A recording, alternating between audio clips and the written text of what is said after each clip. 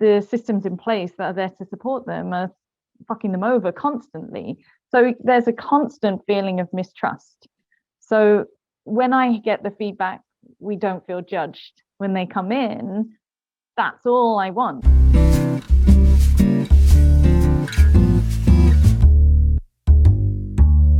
Hi, this is the Ignoramus's Guide to Surviving Humanity. I'm your co-host, I guess I should say, Ileana Chan, with your other co-host for today, your new co-host, Soairse. And we're doing like a little mini series about what to do in this life. I think that's and we're starting with this episode, which I've entitled tentatively, What the Heck is Mutual Aid? And our very special guest, Keira May. Hi. So the Soairse Collective is a collective. There's a few of us. We like to organize protests, especially against poverty. But our main project is the Southend Community Care Bank. So we distribute hygiene items to those who need them. At the moment, we have 2 of them. We started with one in December 2020. And I think we had like 2 or 3 families come. And then a couple of weeks later, we had like 5 families come. We were so excited. And now it's just grown into this huge thing. So we started a second one in another venue, not too far away. And yeah, and again, I feel like we're starting from there, baby steps. So that's our main kind of thing. I'm also part of Southend Pride, organizing our festival, completely corporation free. Oh my gosh, wow. Yeah. That's a huge challenge, and love to get into some of that later, but yeah, continue. So keeping that as grassroots as possible. I think the more you steer away from corporations in any of these projects, the harder they become. I also co-run an LGBTQIA+ yoga and wellbeing session once a month. It started as a Southend-based thing again, but during the pandemic, we moved it to Zoom. And so now we have other people like from all over the country that join us on Zoom. So we have kind of hybrid sessions now, which is just lovely. I'm trying to start some extra projects as well. Like I really want to bring EC Heritage Month to Southend and have some sort of event, because we have a huge EC community here. And I feel very disconnected from it. So I want to, network and communicate with my community a bit better, and also showcase who we are and what we do here, and how we are in the community, and that we're not just lion dancing up and down the high street every Chinese New Year, and we have Lunar New Year, and we have integrated into Southend and Essex life, and the businesses that we actually have and the projects that we actually run. I still have not sorted the details out of that yet, but that's going to be my next big project. Those are the things off the top of my head right now. Awesome, thank you. So the question is, what is mutual aid? And I guess we should just begin with, why is it different from charity? Why is mutual aid different from charity? So I ended up Googling this afternoon the definition of mutual aid. Cool. Because like I said earlier, I prefer, or I tend to use the phrase like community projects. And what I could see from my Google definition was that it's community giving to community, and maybe giving and receiving and working together.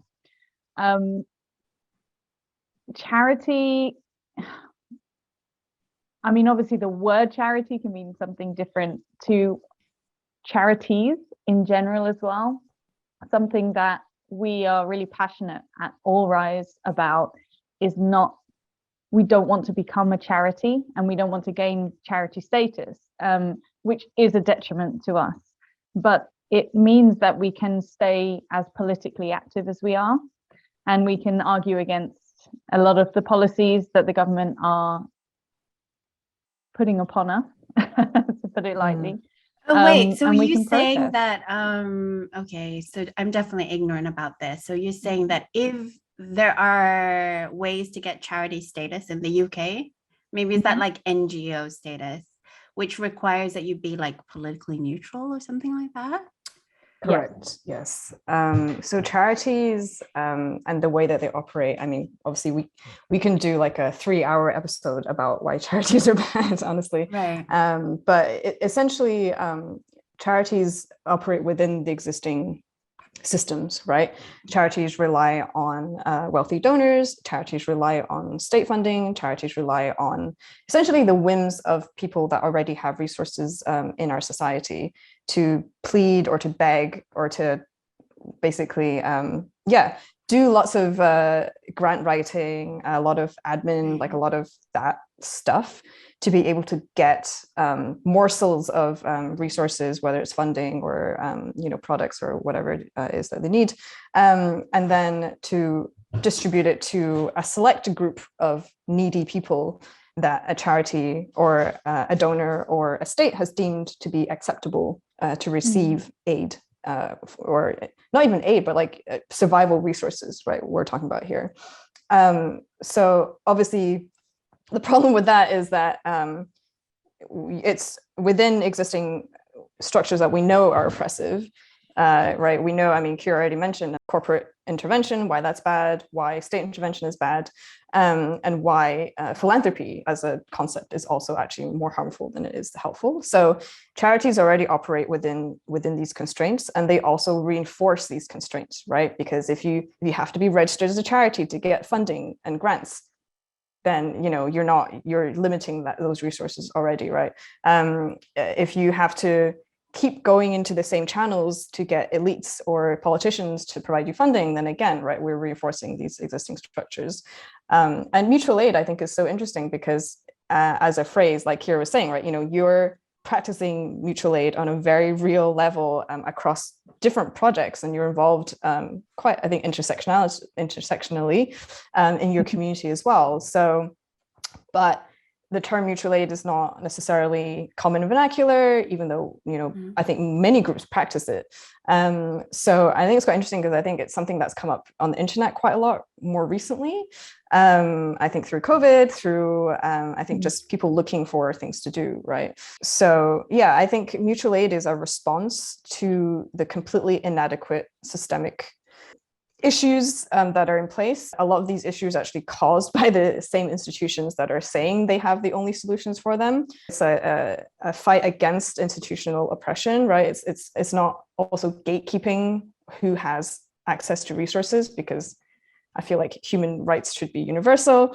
And it's also a really great way for us as community members or community organizers to rehearse and practice what practices in, yes, doing, but also practices in trying different things to reconfigure community, right? And it's so important, as Keira was saying, to be able to do that outside of these already oppressive structures and to not rely on them, and to try as much as we can to orient ourselves completely away from them. And a term that is used quite a lot in movement circles is prefiguration. So it's, trying out these new systems, new ways of interacting or decision making, or, a collective organizing, so that when the rest of the world catches up to, a new way of thinking or a new societal practice, like we already have these things in place. So you already do see mutual aid groups being able to jump in whenever there's a crisis, whenever there's, something affecting a community, because they already have kind of those structures in place.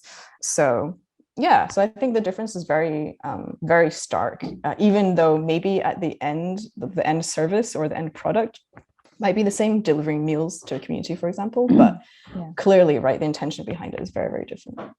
I think we still need to sort of define the differences especially for people who, I mean, a lot of people are sort of aware of the term mutual aid, but a lot of people still don't think of charity as a bad thing. So I'd like to define a little bit further about what the differences are, and also how charity is harmful. So yeah, either of you can think of maybe the top because I read this book that Soairse told me to read by Dean Spade, Amazing. called Mutual Aid, something else about solidarity. I read the book, not so much the cover. Amazing endorsement of Dean Spade's something about mutual. I think I got the key words, so that's good. Yeah. So and it was like great to read and listen to in my case, but it's like what you're saying. Mutual aid very much sounds like almost like any sort of worthy sort of goal, an experiment. You know what I mean? There's like so many things that you have to be fighting for and defining, and like, you know, how do you keep to your ideals, etc. What are the top 3 things you would say that are different that a charity must have? So we know that they have to be registered.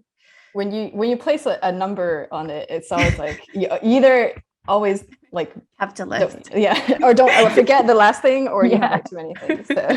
Yeah, exactly. Now I just know nothing about charities because you've given I said that. I think the other thing was hierarchy. There's like, because you have to be registered, you therefore need some sort of almost corporate structure in a charity. So you need hierarchy. Do you need paid positions? I wasn't sure. I mean, most charities I know have paid positions, but is that actually a requirement of a charity? I'm not sure that's a requirement. I'm not sure if it's a requirement either. There's requirements, obviously, to be transparent about your spending and your funding. Yeah. And again, right, that's another way that you're part of the oppressive system, because you are reporting and you're first of all having to do the admin of reporting. Not saying that, you know, whatever funds that you receive, whether you're a mutual aid organization or charity, should just go unchecked. Right. There are obviously, you know, a lot of mutual aid groups that popped up over the pandemic, especially when they were just doing like online contributions at like a very small scale. You can just, you know, screenshot a receipt and, you know, publicize it to people. So certainly, yes, record keeping and transparency is really important, but that's important in mutual aid too, right? Yeah, absolutely. I mean, but the ways that charities have to, you know, go through these hoops and have a financial officer, essentially. That kind of is like somewhat ironic in the past, like I guess a few months, where, you know, reports about the Black Lives Matter national, I guess, group in America has like $90 million unaccounted. And then in the past few days, I think they managed to account for half of that. You know, but they're a charity, right? Like they're not a mutual. I feel like a lot of the local chapters may be run like mutual aids, but the national chapter is obviously a registered charity. So yeah, and another thing about charities, right, is that they have to also amass wealth or amass assets, because they have to then be able to. They're collecting, right? They're saying, you know, we need as much resources as possible, and then they're holding on to it, and then they're deciding how to redistribute it along with, you know, the existing hierarchy within their structures, right? So if it goes to like their founder, their, you know, main director, whatever, all of that permeates in their operations. So it's obviously having a hierarchical structure maybe gives you clarity in some situations, but I think in my experience, and I don't know if in Keira's experience, that's not really how it works in practice. Well, I mean, we've had to, on paper, have a hierarchy as well. We're technically, the Soairse Collective are, I always get this wrong, are a constituted something group. Anyway, so we have to have a constitution, and the only reason we had a constitution was so that we could get a bank account. The only reason we get a bank account is so that we can receive donations. So there is some towing the line along the way. You have to do some things. But, you know, on paper, that's our hierarchy. You know, on paper, I'm the treasurer, but it's a collective, you know, so we have an agreement, we share the labor as equally as we can. We try, you know, sometimes one person is doing a lot more than the others, and sometimes 3 people are doing loads, and, you know, a bunch of people are just swamped with their lives or illness or family, you know. The thing with not being paid to do it as well, and not having like the official thing is that we do have our lives as well, and keeping it grassroots means that it's a lot harder to carve that time and say, I'm definitely 100% committed to doing the care bank on these days. Some of us have set ourselves that absolute dedicated target, but it's not always possible. And yeah, so we do have to toe the line as well. I mean, kind of coming back to, like, I don't know if I could list 1, 2, 3 things that make charity different, but you can also look at the type of charity as well. So you can, I mean, the bigger charities, all the known ones that we know of, the TV adverts and stuff, that's paid for by the charity money you give them, right? So we know that some of those funds aren't really directly going towards, like you said, those marginalized people or that marginalized area in the world that the system has deemed, savable in some way. You do get smaller charities that are still very, very new. But yeah, I think that maybe that's what happened with BLM in America, is that they began, and they were relatively small. And then 2020 hits and everyone's like donating, fundraising, setting up these like 8-hour-long YouTube videos with hundreds of adverts in them just to give money to them. Like, how did they know to suddenly be really accountable for all their cash, all of the donations coming in? This is an excuse. I don't know their real ins and outs, but it could be possible. If that happened to us all of a sudden, we'd be like, oh my God, we really have to focus and focus and focus. We have had to, we've learned, and it is learning constantly, start documenting more of what we distribute. It was a little bit, I wouldn't say a free for all, but it was a lot freer before. In the last few months, we've had to really kind of be a little bit stricter on how we distribute these things and how we document how much we've distributed as well, and how we receive our donations too. So we used to receive just carrier bags of bits and pieces, people's old lipsticks and, and all sorts of weird things, and try and make it work and try and make it something that if people need, then we can offer to them. But how do you document that? Oh, I got this carrier, this Tesco bag with a couple of loose tampons and the toilet roll in it. Like, how do I document that this is something I've received and I will distribute out, So we still take some of those things. What we are able to document are the monetary donations that come in, how we spend that, and the physical official items that we hand out, and the rest is kind of bonus gift stuff, that we can, here's a box of loose tampons, please help yourself, take a handful, because I don't want to put it in like your official bag of like period products. It's just a bit rubbish, isn't it, rather than having a sealed unopened box. So you have that, and then you've got people who are so willing to be attached to a charity because they know that is a name and they know that it looks good to be giving. So a really fun example, our local MPs in this area are Tory, and that's a big part of why we have the situation that we have here. We have terrible poverty in this part of Essex, and I had no idea Essex was Tory. Wow. Yeah, I mean, my little local area, I can't remember the word now. We just had the little local elections, didn't we? And our councillors are Labour, but the big MPs are Tory. And I can talk about quite an interesting Tory story in a minute, because our previous main MP for Southend West was David Amess, who was sadly murdered in his constituents' meeting. It was a horrific terrorist attack. And, we would never condone violence upon anyone, not even a Tory, not even a Tory. But he is someone we did target a lot because he has horrible voting record. His voting record is one of the reasons that we're in this situation where we have to distribute soap to people because they can't afford it. Anyway, the Tory who replaced him has been very desperate to attach herself to various charities and other things and be a face around, which is something that David Amess is very good at as well, like attaching his face to various things, the right charity as well. Like after he died, all we got was the rhetoric of how into animals he was, because he supported animal charities and he helped certain families. And so that stuff was in the papers. We didn't see his, it did start to go viral, his negative voting record, which is why we had then other Tory MPs coming in and saying, we need to get rid of that. They work for us.com because we don't want our voting record on thingy. It puts us in danger. So his replacement now, she's been hovering around doing things. Hasn't reached out to the All Rise collective, but she was recently endorsing like a funders meeting. There was a local meeting where you could attend and chat to places that might give you funding. I had to work, so I tried to get people from All Rise to go. None of us were available, but I managed to get some people from Southend Pride to go.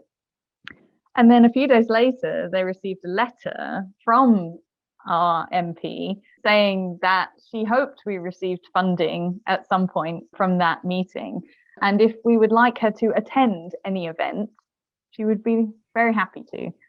So instead of actually supporting and encouraging and maybe helping with some funding, she just wants to be there to cut the ribbon, So her face is there. Her face is there, and her face is near mutual aid, and it looks like she's part of it. But she's not done anything. All she's done is write to us and say, "Oh, I'll be there. I'll be there to cut the ribbon. I'll be there and smile for your photos," which just annoys me more, And then we have other, charities who, like the Ukraine situation right now, how many people have willingly opened their homes to Ukrainians who are fleeing war, but didn't do the same for the Afghans who fled 6 months previous. And, we know that there's a skin color difference there. And there's a media difference too. It's very cool to support Ukraine right now. But it wasn't that cool to support brown Muslims fleeing Afghanistan. Yeah, it's viewed as apolitical to support Ukrainian refugees, whereas for every other country, right? If you imagine if you had a Palestinian flag right outside your house, exactly, versus the Ukrainian flag, it's it's so shocking how many people are like coming out of the woodwork as suddenly pro-NATO, pro-war in this. It's so disgusting to me, but I just don't want people to die. Yeah, exactly. And nobody does want that. Nobody wants that. But, I think you're bringing up really good points on basically how propaganda works, in this country, especially since we're so aligned with the US. I think we tend to be very blinkered about what our personal propaganda is. But bringing it back to the Tory MP, and one of the ways that charity is harmful is that a lot of times they are dependent on celebrity endorsements, etc., and they allow this sort of like echo chamber of an MP or something whitewashing their record, as well as how they're elevating the cause in a way, like, for example, Black Lives Matter. Biden can use that at the same time as funding the police. So you're not only undermining the expressed demands or intentions of the movement, you've whitewashed, no pun intended, Biden's record of racism, doing two things at the same time that's like incredibly harmful. So yeah, you're really like hitting upon that. And when it becomes like a hashtag rather than anything else. Yeah. And that's the difference, right, between what we see in terms of like mobilization and actually organization. So if we're bringing it back to the difference between mutual aid and charity, right, we've already talked about the kind of need for state and corporate and, elite approval, the hierarchies that just exist, right? You're still working within that framework, whereas mutual aid is usually sprung out as resistance to the existing framework, as resistance to the way that things are currently inefficient, and a resistance to feeling helpless in your own agency and ability to help your own community. And a lot of the time, mutual aid is also just born of desperation, right? Keira, in your community, if people can't afford very, very basic necessities, then what do? do you wait for your Tory MP to not do anything, or do you get your friends together and say, fuck this, we need to actually provide basic resources to our community? So I think the intention behind these is very different. And I think mutual aid as well is something that, because it's so immediately practicable, right? You don't need the language of mutual aid, you don't need the language of abolition, you don't need the language of resistance to practice it. But it is so also intrinsically tied to more, I guess, radical ideology, and fits very nicely within an abolition framework, right? Which is, how do we divest from these systems of violence and incarceration that basically dictates what we do, right? So I think it just works on so many levels, because it addresses our inherent need, right, to help others, right? Especially because of COVID, right? People were so desperate to figure out what to do. It's a very low barrier to entry. It can be something as simple as going to buy groceries for someone, even on a one-off basis, right? But the organization of that happens behind the scenes, and maybe there's a group doing that, but your involvement can just be, I'm going to buy some groceries for somebody. But then there's also, what I've found really interesting, listening to Keira as well, is that there's also so much in the way that it's different in how we interact with each other, right? You were saying that your partners or your teammates give each other time and space and rest, because burnout is actually a very very common thing in movement work and in organizing spaces, and that again is very different from a corporate world or charity world, right? Think of all the folks that work in charitable organizations who are severely underpaid and severely overworked, right, with very little resources. Of course, in mutual aid groups, there's often even less resources, but at least there's the option to attempt to have a culture where you don't fall into that capitalist productivity, bullshit, right? Which no charity, in my knowledge, is against or is openly, against, right? Because it's also this kind of saviorism that you have, right? You work for a charity or you're associated with a charity, you're helping these poor, helpless, defenseless souls, and it's a way for you to feel good about that. Whereas I think whether it's ecological decline, whether it's improvements in schools, or I don't know, like helping the trans community, right? Like every single one of these issues that involve a specifically marginalized group of people, the solutions that best fit the problem are always on the ground by the communities that are directly affected by, not a white male director of a charity telling you how we can solve this problem. And that's another thing. They're run as businesses as well, and like obviously with us, we are trying to run as efficiently as we can. But yeah, like you said, we give each other that space. I do feel like now and then one or two of us will jump on that WhatsApp group and be like, I'm so sorry, I've not been around, or I've been AWOL, like life has been blah blah blah, and none of us are ever crossed with anyone. We all get it. It's very hard to do that at work. Most of us are parents too. Yeah, you Sorry, can't I just do laid that down at for 3 hours. I'm not ready for this but meeting. You can't do that at work. Like you can't just be like, oh, my kid has been extra this last couple of weeks, so I'm sorry I haven't really been responding to my messages. Like you just can't do that. But so coming back to a similar thing to what you were saying about like celebrity endorsement and this kind of also like the COVID frustration and everything, and just frustration in general. So how we started was Lauren, our founder, we were also cross about the 2019 election. It felt like it wasn't going to go that way. It felt like the Tories were not going to have such a strong hold on that. And yet there they are in power. And it was insane to see how divided everyone became of that. So All Rise Collective literally came from that anger. We just kind of banded together and went, right, we need to do something. What are we going to do? And we kind of sat on a few ideas for a while. The pandemic hit. we all went into lockdown. The WhatsApp group was very quiet, now and then texting each other like, hope you're okay, blah, blah, blah. And then as things started to open up, the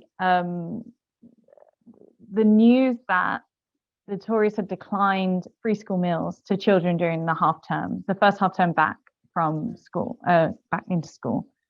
And just the fury of knowing how badly the pandemic had been handled, how many more people are now plunged into poverty because of the pandemic, because of the Tories and austerity and everything. And we were just sitting at home. Like, what can we do? How can we do this? We're so frustrated. We've got all this pent up something. And in our chat, we were like, right, let's protest. Let's protest outside David Amos's office. And we'll just do something. I don't know what we can do because we can't really gather because of COVID. So what should we do? What should we do? Oh, why don't we put empty plates on his doorstep?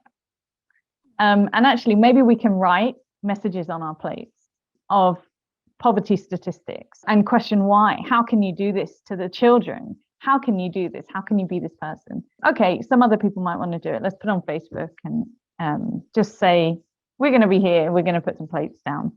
Bring a plate, put it on the doorstep. And we thought it'll probably just be us, maybe a couple of friends. I showed up late.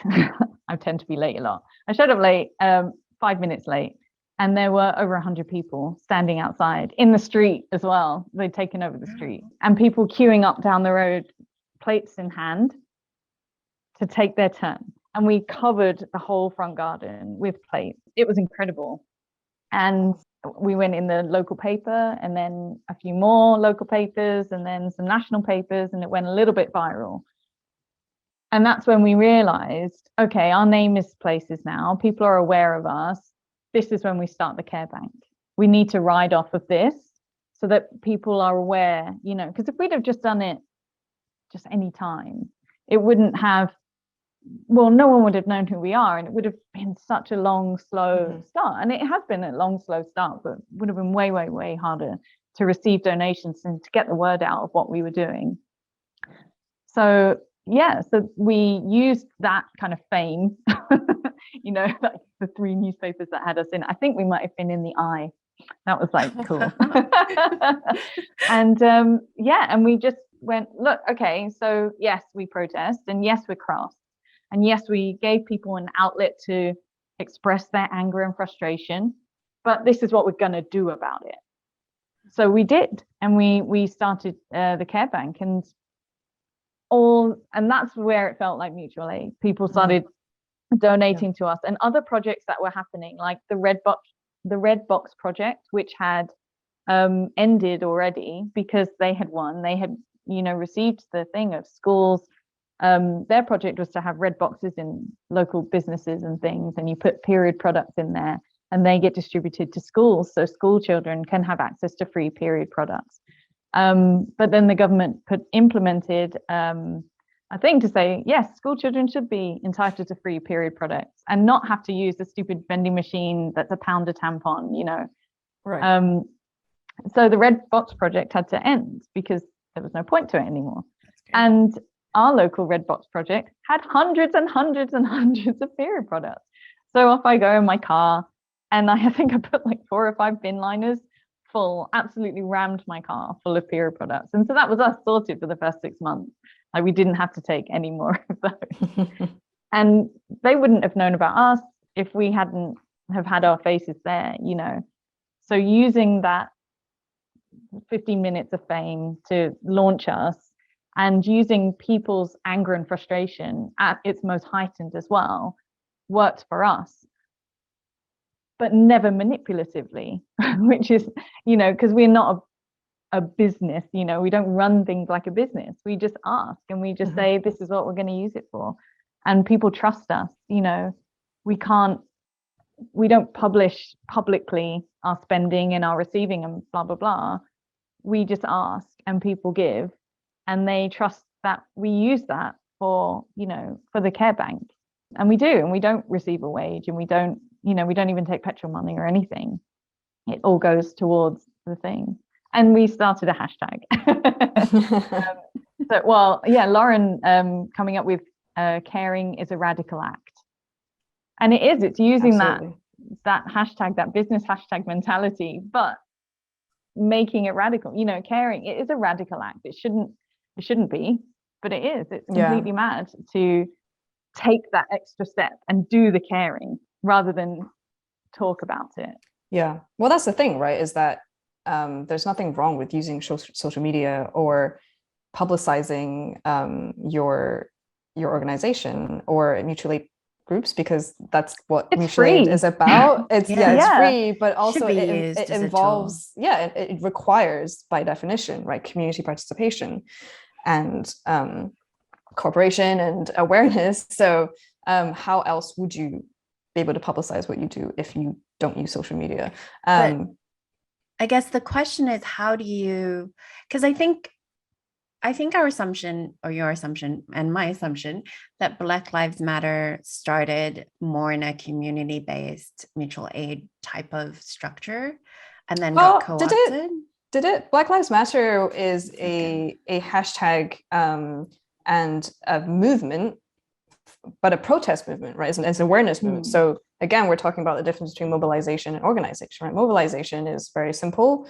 You get a bunch of angry people together, they come together, you shout a lot, you bring awareness to the issue, which is very important, obviously. Like, you know, protests have a huge place in our society, but afterwards, what happens, right? But I think those protests may have inspired maybe smaller mutual aid programs within different communities. I mean, that's the thing. Like, the Black liberation has been going on since for decades, right? Like the actual work of Black liberation hasn't stopped. You know,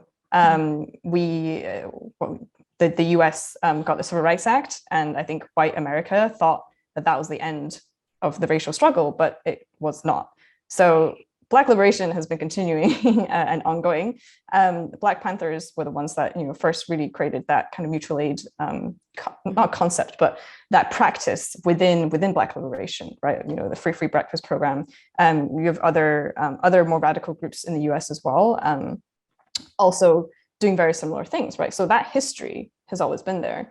Now, Black Lives Matter as a movement, as a hashtag, as a kind of, I guess, momentum building vehicle has been really helpful, obviously, right? And it was also started by Black women. But I think this is where we need to really interrogate like our hope of being able to latch on, whether it's a celebrity, whether it's a hashtag, whether it's a movement, right? To be able to latch onto that and then feel good about our association with that, and then not inquire about it anymore, right? Because actually, BLM, Black Lives Matter, the group, have been criticized by the parents of Tamir Rice, have been criticized, I think, by other parents as well, saying that they had fundraised for those families, but they never got the money, right? So, I mean, the investigation was, I think, through the Trayvon Martin Foundation of the, you know, the founders of the missing 90 million. Right. So, exactly. Yeah, so it's not like a cohesive group. It's not like the whole of Black Lives Matter movement. No, I mean, that's, you can't, you know, it's not, you're not a card carrying member of a movement, right? Like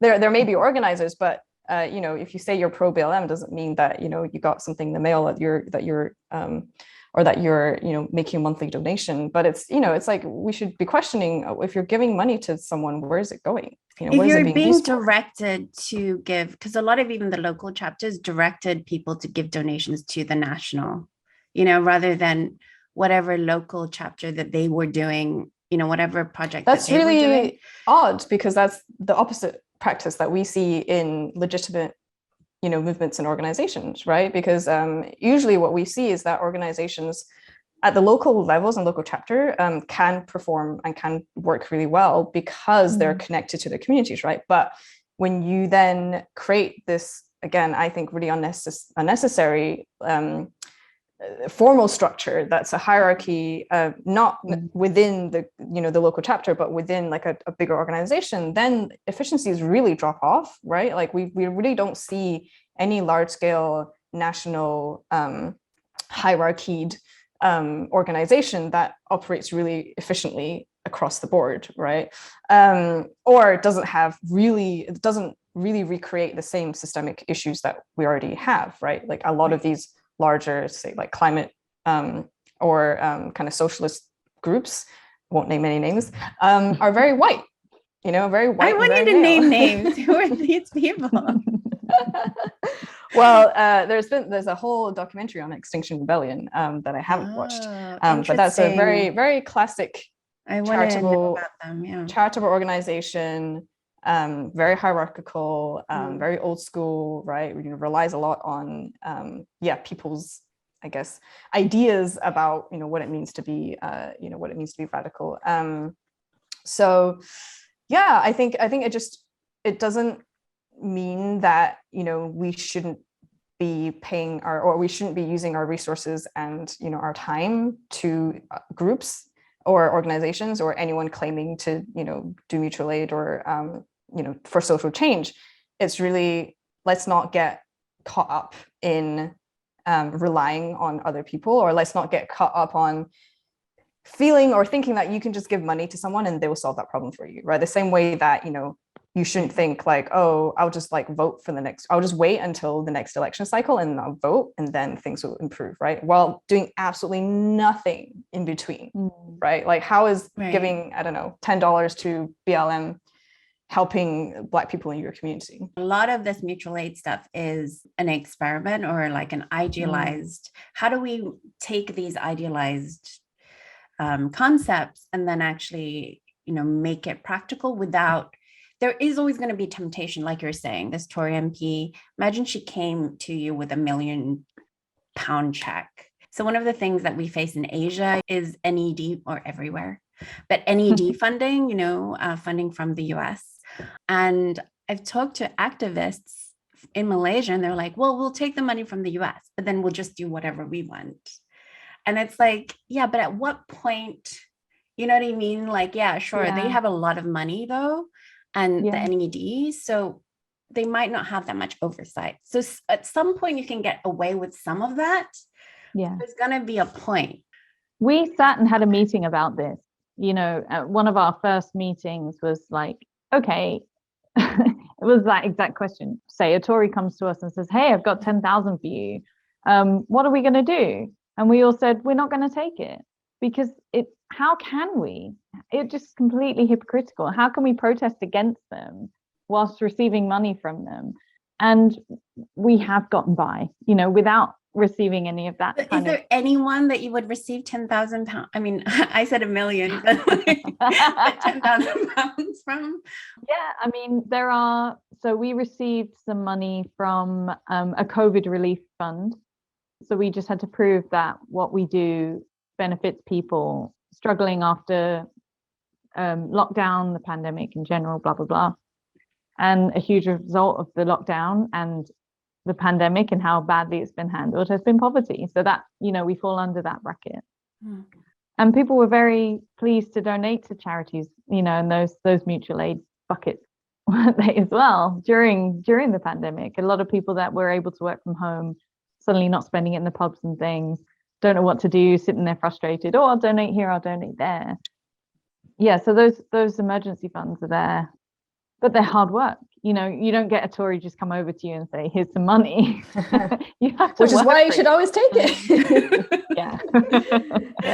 No, I think that's super fair. I mean, I think every group, right, as long as you have your principles and your reasons for it, and as long as it's transparent, or as long as you can articulate that to people that give you money, then I think it's perfectly valid, whatever decision that you make. I mean, it's in our constitution. We like I said, we had to write a constitution, and we wrote that the only people that can be part of what we do are people that follow our morals and values.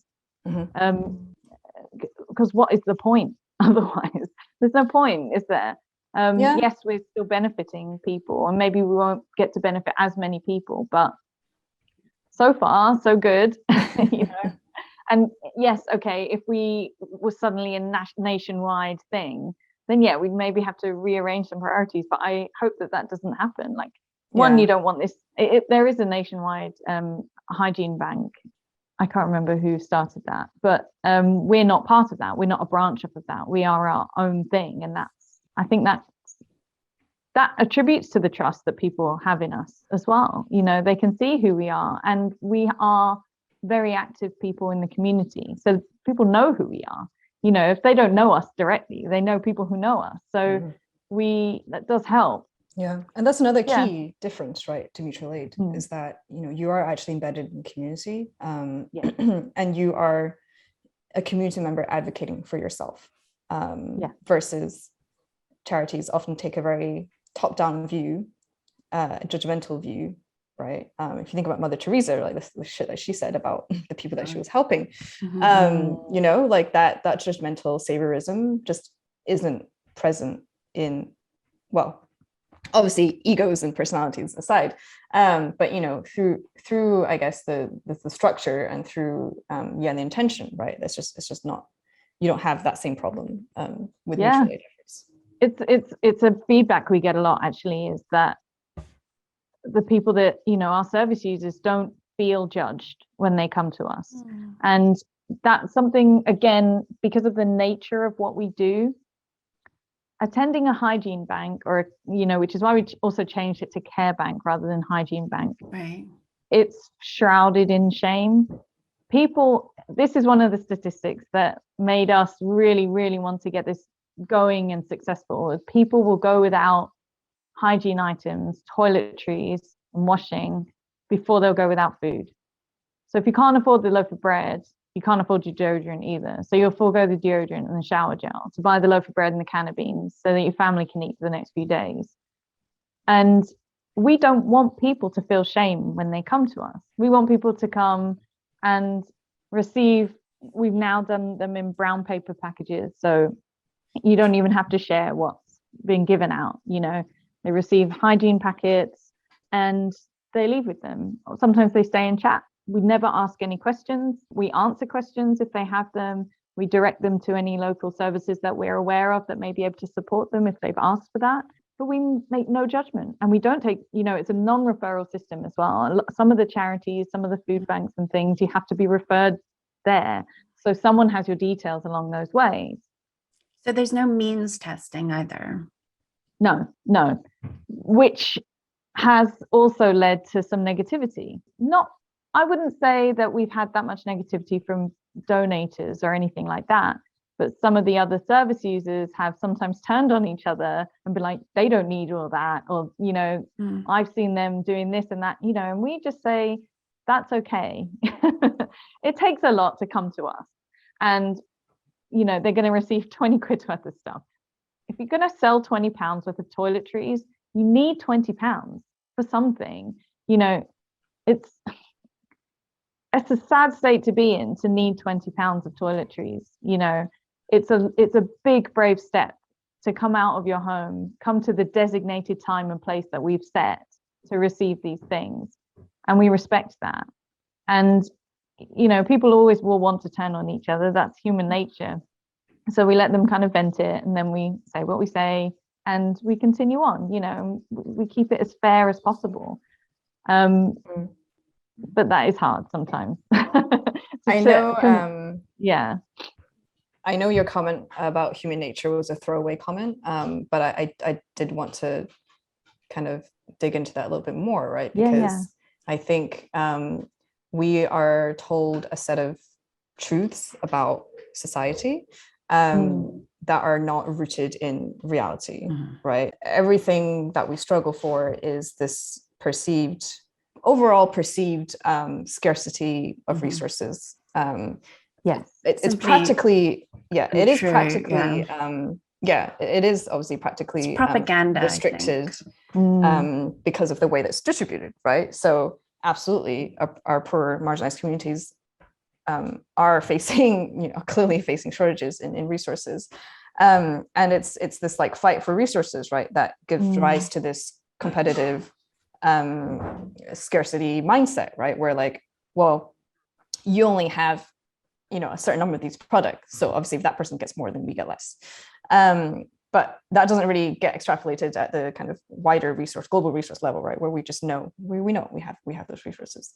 I completely agree. And I think that was a throwaway comment, but I think as well some of that panic of when people are saying things like that is because they have that mindset. Oh, there's only a limited amount. I think that's what we're told. I'm going to get less. We're told that. And I've heard so many people arguing that exact point that are Tories, like, Mhm. that are like, we can't give like affordable housing because there's that one person that took advantage. And did you hear they had like a beautiful flat with 3 bedrooms in Chelsea? And I'm like, wow, Because none of the this Tories one are doing that. person, yeah, this one person. Now we can't give it to anyone who needs it, Yeah, but I hear that a lot, the scarcity mentality. Yeah. It's just the scale of it is just so skewed, right? I think what like benefit frauds is like what 0.2% or something of our total budget, whereas we talk about like wage theft, if we talk about corporations avoiding tax, like all these things add up to trillions of pounds basically for the economy. Not to mention as well the way that the UK government spends is actually very different to how we perceive it as well. But that's a story for another podcast, I think. So like we're basically obscured from understanding where or who is actually truly in need, and we're also very much boxed in with the limitations of solutions, right? Like if you we talked about media a little bit earlier, but if you look at how media represents our issues, right, they will often present you with whatever the latest representative said that they're going to do, what maybe national government said they're going to do, maybe a few charities like say we should do, right, but they never really give you any other options beyond that, right? Like think of, I mean, Keira, your efforts got the attention of the local news, right? But think of how many voices we don't hear about people that are actually practically doing something in their kind of local communities that's just not getting publicized and not being aware of. So then we're kind of caught in this like loop of like, oh well, we have to rely on these people or these institutions because they're our only option. The New York Times said like, right, this is what Biden said, so that's what we have to go with.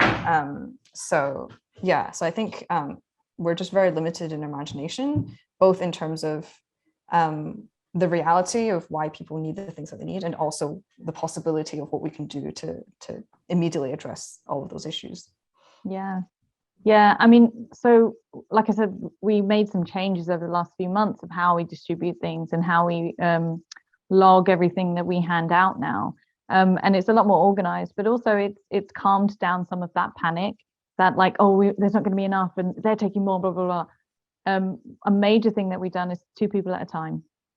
You can only come in 2 people at a time, so no one else is looking at who's grabbing what and blah blah blah, because no one's grabbing anything, no one's being greedy. And I've heard that word used about our service users, and it makes me so cross. I've heard it from people, civilians, I've heard it from service users, I've heard it from other charity people coming in to come try and support us, and it makes me so cross every time I hear that, because I can't imagine anyone being greedy enough to take some shower gel, to take a pack of period pads. Like, my goodness, listen to yourself. And I know, like sometimes these words just do fall out, but now 2 in, 2 out is working well for us. Brown paper bags is working well for us, and it is kind of, I guess it works because we can't change everyone's mentality. How can we do that? And unfortunately, people in poverty are more susceptible to these lies that we're given, this propaganda that we're given, because what other choice have they got? What other example are they being able to see? The systems in place that are there to support them are fucking them over constantly. So there's a constant feeling of mistrust. So when I get the feedback, we don't feel judged when they come in, that's all I want. I want them to know that they've saved 20 quid in their supermarket shop that week and that they're going to come to us, and we've got our kids running around because we're nutcases who bring our kids to the care bank, and we're smiling and we're chatty, and we'll stand and chat to you for 5-10 minutes if you need to. Maybe, I mean, it's different now, but obviously when we started we were still in lockdown, so maybe that's the only 5-10 minutes chat you've had with someone all week. It's hard because the conversations we have with people who want to help are shrouded in that mentality as well. Like I said, whether it's just people and local community people that want to come and donate or drop off things. And something that I've learned over the last couple of years as well is people are very willing to help and donate items, but they tend to like do a loft clear out and shove it at you. And it is almost like relinquishing the guilt, you know, and I will always be grateful to any donation that we receive, but sometimes you spend more time sifting through the nonsense than receiving quality things that you've asked for. We did we raised, what's the word? We wanted to receive donations for the displaced Afghans that came to Southend. And we are friendly with the hotel manager of the hotel where they were placed. So that was actually through Southend Pride. We received donations of clothing and toys, coloring books. Those are the kinds of things that we asked for, because, you know, these people are arriving with nothing, barely a backpack. So they need toothbrushes and they need everything, pairs of socks and underwear and stuff like that, stuff that, you know, that you need when you wake up in the morning and you put on your clothes. They don't have any of that, you know, so that's what we wanted. But we got a lot of loft clear out, and we finally found a space to store all the stuff in, and it was an office space, and it filled almost from floor to ceiling the entire room. And then we started taking over a second room, and we had to put a stop to all the donations, and people were furious. But I've done this and I've bagged up 10 bags of stuff, blah, blah, blah, blah. What am I going to do with them now? It's just sitting in my living room now. Like, okay, you've done that, but so have 100 other people, and I have no space to store this stuff. And a lot of it's not culturally appropriate. Have you considered what you're donating, or are you just emptying your pockets at us? You know, yeah, it's a funny thing, but yeah, you don't want to gatekeep what people want to give either. You don't want to start saying like, well, don't do that, because we don't want to put people off either, you know. It's a really hard balance to try and keep everyone happy. I mean, that's very interesting, and I can totally see that being part of the charity mindset, right, where I am better than the person that I'm giving things to, so why should I show any care or or any attention, right, to what it is. Like, they should just be grateful for whatever. It's like, you know, when people complain about houses people not wanting the meal that they had, or, you know, like, oh, well, you know, how dare you you know, have a dietary requirement. Yeah, or have a preference for what you would like to eat as a human being. So yeah, I think that kind of attitude, I think, is really permeating, right? And it's again very against the concept of mutual aid, which is inter-community care as well, right? It's not just about, you know, shoving things or like, I don't know, fucking like throwing toilet paper at people, you know. It's like, it's very much, you know, like all the care and attention that you bring, or you and, you know, All Rights Collective bring to your care banks in the interactions that you have with people, right? You're actually treating people as whole humans that deserve basic needs, essentially basic necessities. So I think, yeah, it's very telling that the donors and givers kind of have that kind of attitude. I mean, I remember seeing a lot of donation requests at the time for Ukraine as well, but I was actually really encouraged to see the requirements change regularly, right, all the time. So I remember, like, when all of those kind of donation collections are happening, you know, like you'd have regular updates from all these different groups saying, okay, now we don't need these, we need these now. So it's like, oh, someone is actually taking the time to get resources that are required and needed based on the information that they're getting. So think of all the logistical planning that's required for that, to be able to respond to that, to be able to, you know, I guess avoid the situation where you have like 10 bags in your living room and like nothing and nowhere for it to go. By the time they're making that statement, they're still receiving those unwanted things as well. And people, and every time that, you know, you see that on Facebook, like, okay, now we only want these 3 things. And then you've got 100 comments saying, yeah, but I've got blah, blah, blah, blah, blah, blah. Right. But it's not about you, is it? Is it, Sarah? Yeah, exactly. So maybe. And the poor people that are organizing, though, they're not doing it for free. Like, a lot of them are marginalized people themselves. And they're doing it because they understand and they know what is needed, and they know how important it is to get that aid to that place. And it was incredible, because the thing with the donations for Ukraine was that people were putting them in trucks and getting there. Yeah, that was insane. But yeah, those people, like, did anyone donate petrol money? Did anyone, at what point do the people that are organizing this, do they get support as well? And it's traumatic. It must have been horribly traumatizing to go there, to be there. It's a difficult job.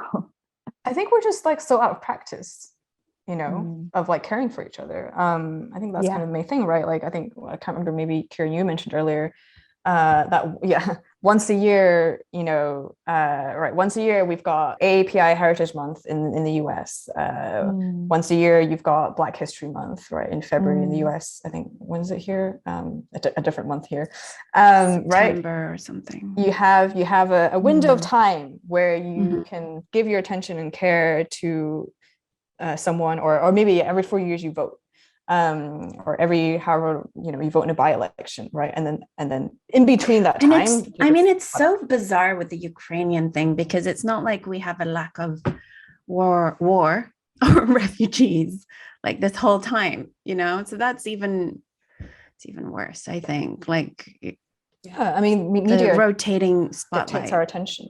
Exactly. It is a rotating spotlight. It's keeping people's attention, and people's attention spans are very short. So it's grabbing their attention now and then. So having that 1 month or that week, dedicated to the thing once a year, that's when, the donations flood in, the awareness is happening, blah, blah, blah, blah, blah, because everyone's attention span is able to focus on that in that moment. And we've noticed that too. So obviously, when we did the empty plate protest outside the office, 100 people, maybe, I think nearly 200 people showed up, put plates down. Incredible. Then we did another one against Kill the Bill and the anti-protest bill coming in. So, but we were like, oh, how do we do this without protesting? How are we going to do this? So we made paper dolls, and we put those on, and they had our messages to our thing, and there maybe 50 people came to that. And then we did another protest against the removal of the abortion pills, the postal abortion pills. And I think maybe 10, 20 people showed up to that one. And people, their lives get busy, their attentions go elsewhere. So I didn't even hear about the abortion pill thing. So that means, like, I'm out of the loop. Yes. However, also the media really did publicize the lunch because of Marcus Rashford, yeah. So that was one thing. So it's like, as much as I think, if I say, our media is propaganda, most people will nod their heads and agree, but they still won't register what that actually means. And that means that it's also what they omit to report.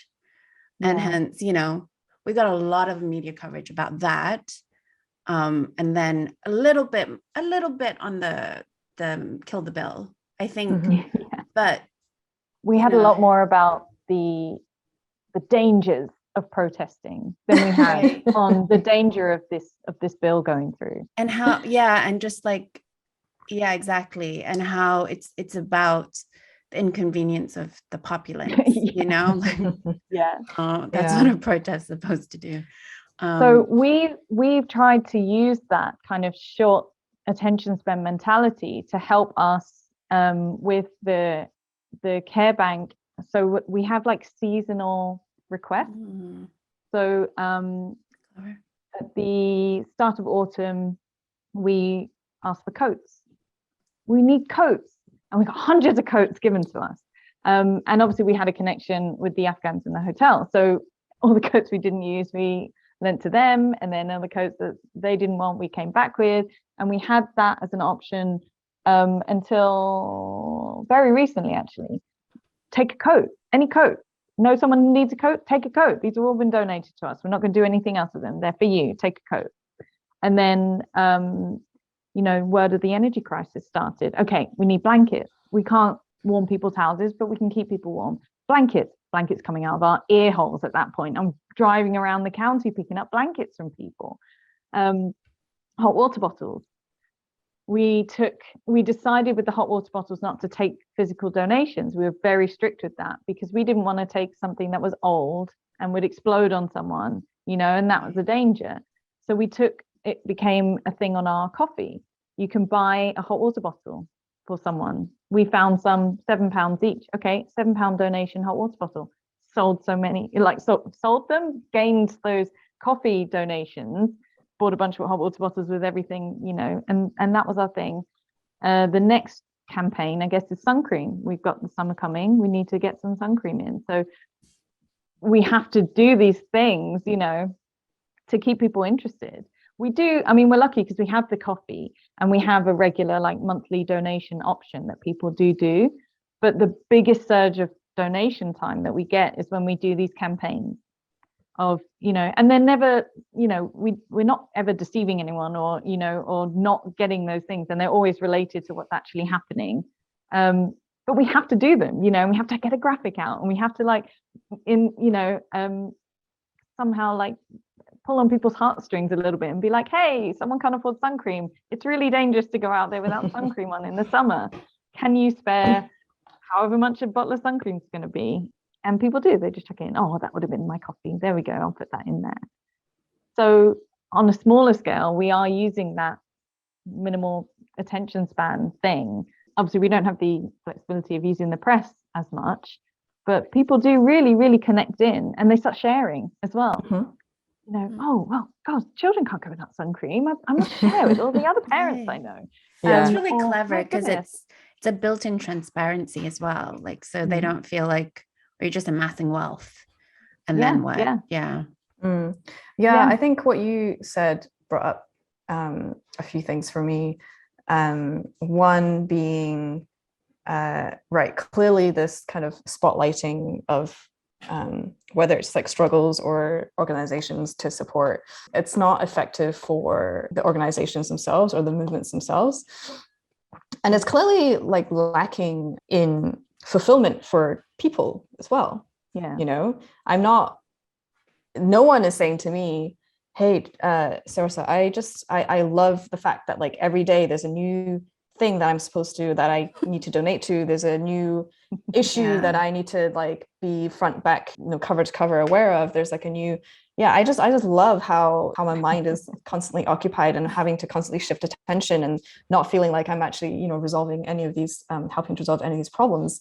So I think it's not even giving the people what they want. Maybe it's giving media clicks, websites, and obviously it's helping, Fox News and podcasters, male podcasters specifically. And, it's certainly helping the kind of the poison pushers, right, in kind of the cyclical nature. But, people are also just feeling like they are not getting anything out of it. And your experiences in practically helping people, I think, should hopefully give people many ideas about how they can engage with the community, right? You mentioning those seasonal kind of drives and the kind of the preparation and the logistical things, and also the publicizing of that, right?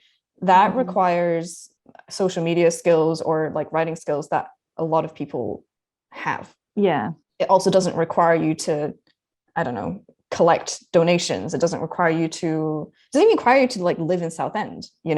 I was organizing with a group in New York for about 4 months after I left New York, still very heavily involved in the operations and in the social media, in the direction, in the kind of the mission, right? Like there are just so many ways in which our existing practical skills can be used, right? Think of, my day job. I work in a corporate structure. I sit in front of a computer all day. I do spreadsheets, emails, presentations. That's kind of all of the extent of my job.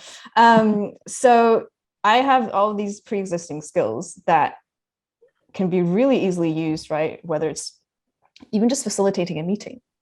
People don't love doing that, but as someone who facilitates meetings for a job, I can do that. It's very easy. I can create spreadsheets for either a project or even an organization, right, that I'm working with. I know how to send professional emails to requests for, whether it's resources or, donations and things like that. So I think most people are not thinking about the practical ways that they can help because they view well, first of all, we have the concept of charity, right, which is very like, it's run by professionals. You work Yeah. you work you work in nonprofit for your whole career, and that's like the validation that that's the validation, and that's why you get to do this work. Or you're an elected official, right? Something my mom always tells me, like, why don't you just run for a position? The problem. Yeah. And I was like, well, I don't know, I think there's other ways, right? So people see these like very siloed, very almost extreme solutions, right? Like either you dedicate your whole life to this and you basically or you burn do out. nothing. Yeah, or there's nothing, Yeah, right? Or you yeah. just sit at your desk and I don't know, share something on Instagram and maybe donate here and there. But there's literally nothing in between in terms of how people are thinking. And I think of all the people that have disposable income, right? And like I was saying, during COVID, we helped our neighbors with groceries and stuff. And then I just remember going and then just, dropping off, and they're being like, oh, do we great. Do we need to pay you? Like, no, just groceries. I'm like, oh, okay. And, even if you don't do that yourself, right, you can create a spreadsheet that has all the people's names of what they need. Yeah. You can put a call out for, the people that we were helping were specifically Mandarin speakers, right? You can pull a call out for. So it's like all these like small ways, right, where your face doesn't have to be attached to it. Your whole life doesn't have to revolve around it. And I think this is actually a really great way for people to stop feeling so helpless, right? And I think people might not like hearing this, but I think what we also often see as well is that when it's middle class, privileged, cis white people that are seeing these things happening that's not directly in front of them, what happens is, and for all of us as well, all of us who are not severely marginalized right now or undergoing direct violence, when we see these things happen around us, right, we can either kind of collapse in on ourselves and feel helpless. And I see a lot of articles written by millennial white privileged people talk about this malaise, talk about this paralysis, talk about this I don't know, overarching fear of doom, or inaction, or whatever passive language that they try to use. But then I see articles by marginalized people who are actually facing everyday violence, and the way that they talk and how they respond to the situations happening around them is very different. So I think it's quite telling why or how people with privilege tend to like shrink back in on themselves, whereas people that are, it's survival as well, right? If you're directly affected by something, you have to respond. But the way that marginalized people embrace each other and embrace the problem and immediately look to solutions versus, I think I'll just call my representative for the 6th time and vote for them for the 10th time, as I've been doing my entire life, and just praying that something will happen. So I think it's so easy to start looking for practical ways to actually get involved and do one thing with your skill that you have. It wasn't me, it was Kerry made a form, a Google form for local businesses and local people to put forward any way that they could volunteer to support and help us. How does your business, isn't it? Yes, exactly.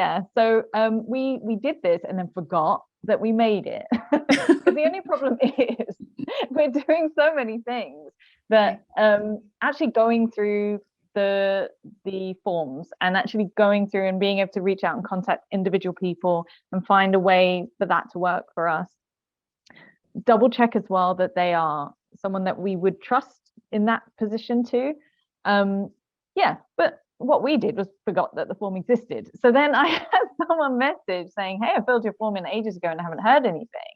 And I had also made a form that was specifically for volunteers for the care bank, just as bodies to help distribute, help set up tables, blah, blah, blah. And I looked at that form and I was like, no, I haven't got any of your details here. And then this person was like, well, it's on your Instagram. And I looked and I was like, oh my God, who started this? And I looked at the spread, I like attached it to a spreadsheet and had a look at it, and I was like, oh my God, there's so many really good stuff here.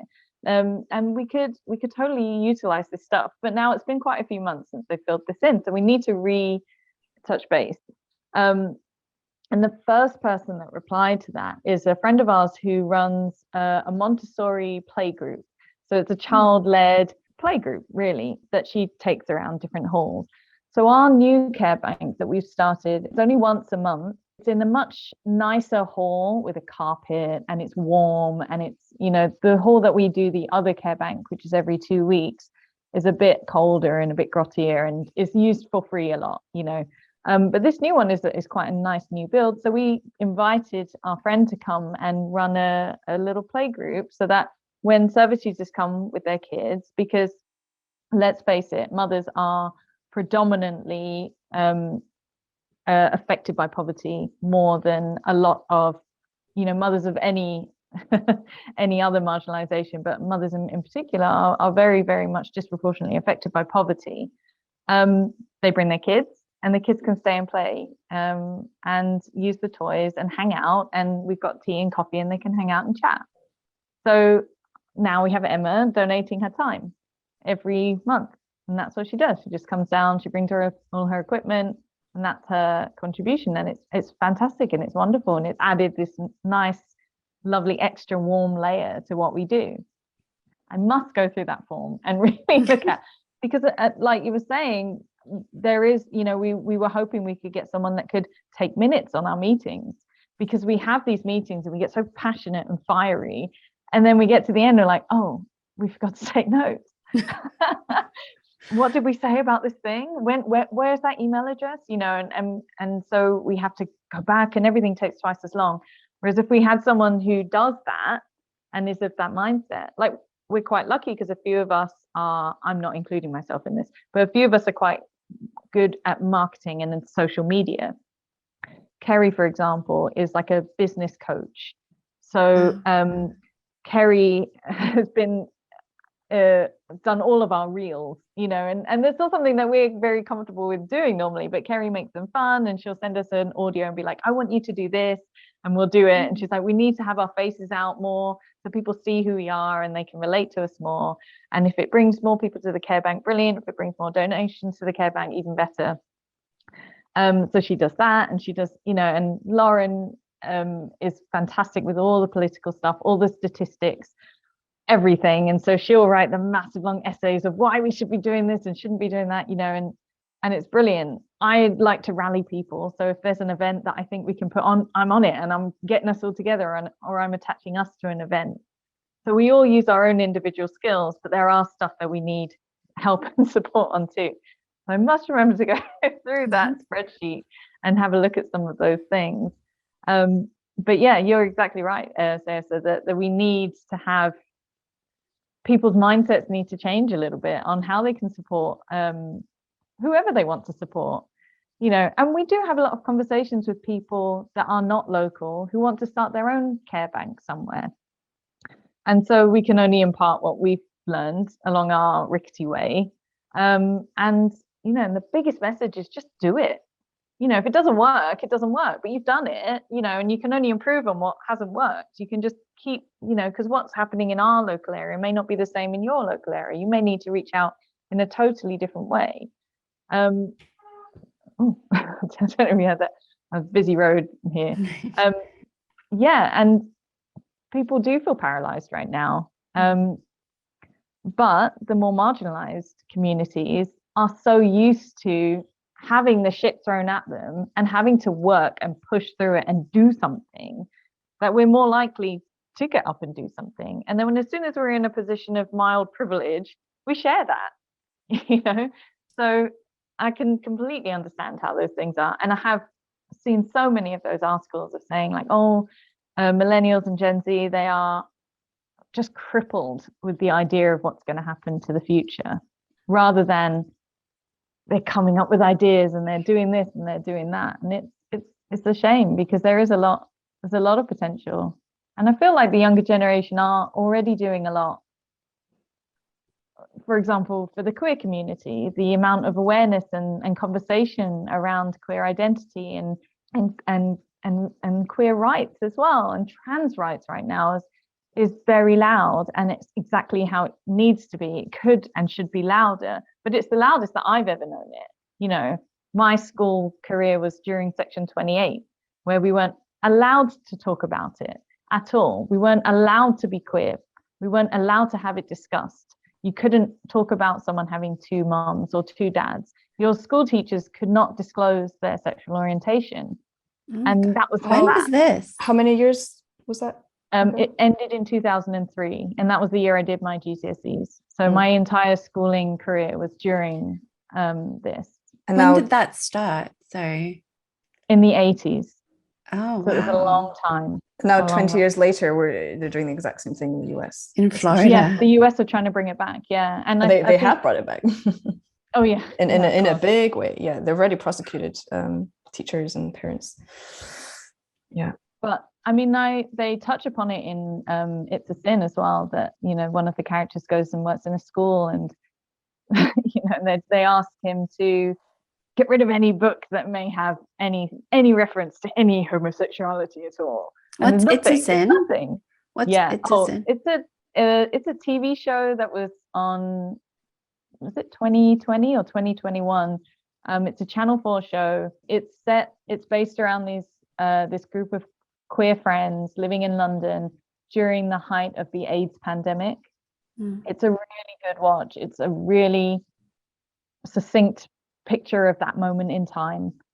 So many gay men were dying, and just left to die, you know, and the answers and the solutions and the research was just left to the queer community, and the support was left to the queer community to support the rest of the queer community. It was a massacre, you know. There was no love and support. Even when they finally released like a government sponsored advert, or I don't know, to warn people about AIDS and to alert them to the symptoms, it was a gravestone AIDS, and it was just very doom and gloom, and you know, and everyone, the rhetoric was, this only happens to gay men, which it's not true. It's not true at all. And we're having a very similar story right now with monkeypox. You know, we're seeing we are seeing that gay and bisexual men are predominantly diagnosed with monkeypox. Is it that? Or is it that gay and bisexual men see a rash and they go and get it dealt with straight away because they remember and they know to get this stuff done? Is it that we have more people who are usually very privileged who are feeling too ashamed to go and get rashes checked out and are just spreading it everywhere even more? But we're blaming a marginalized minority. I'm feeling this monkeypox thing at the moment. It's frustrating me seeing that headline. I can't understand how a contact skin rash can only affect gay and bisexual men, or predominantly affect them. I don't get that. I don't know. Is it a bioweapon then? Because that's the other theory. No, it was around during smallpox. It's been around for a long time, and it's just another kind of pox. You know, we have these things, and it needs to be dealt with and treated, and it needs to be done in a way that doesn't marginalize people. I mean, we've just come through all of this shit with COVID. You know, it's not down to the Chinese cramming animals together. People are cramming animals together, okay? The whole world population has a culture of cramming animals in tiny cages and eating them. This is what mankind all over the world are doing. This is not down to Chinese people in one market. They're just one tiny speck of what's happening. You know, we don't need to see only Asian faces representing COVID. We need to see that the majority of the spread starting in England happened because Italy was plagued with it, and all the white privileged people went skiing in Italy in half term and brought it back here without any regard to the fact that they may be susceptible to catch something that because they weren't Asian. Yeah, it's really interesting. I don't understand this monkeypox thing, just because, like, have they also discovered the gay gene in the process of the monkeypox? The only way it's transmitted for that. Oh yeah, well, we do have a vaccine for it. That's the thing. That for the gay gene the too. awareness. Well, I'm sure there has been more funding in looking for a gay gene than there has been in supporting the gay community.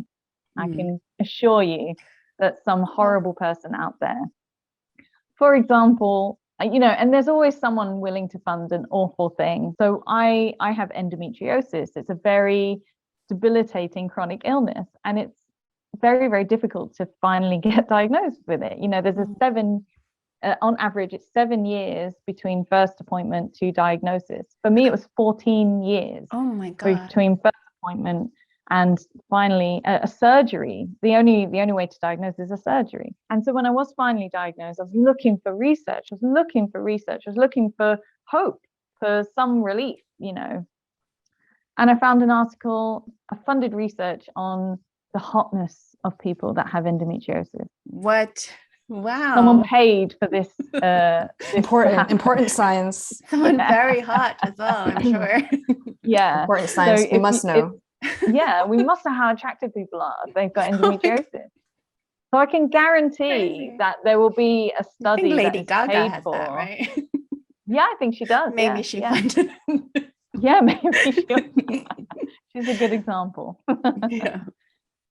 But yeah, and that comes back to the charity thing as well. Like, oh, I'm funding research, but like, are you harming? Are you contributing to the harmful narratives that we are putting out into the world by publishing this awful paper? Whether it's the hotness of the attractiveness of people with endometriosis, or finding the gay gene, or blaming gay and bisexual men for monkeypox.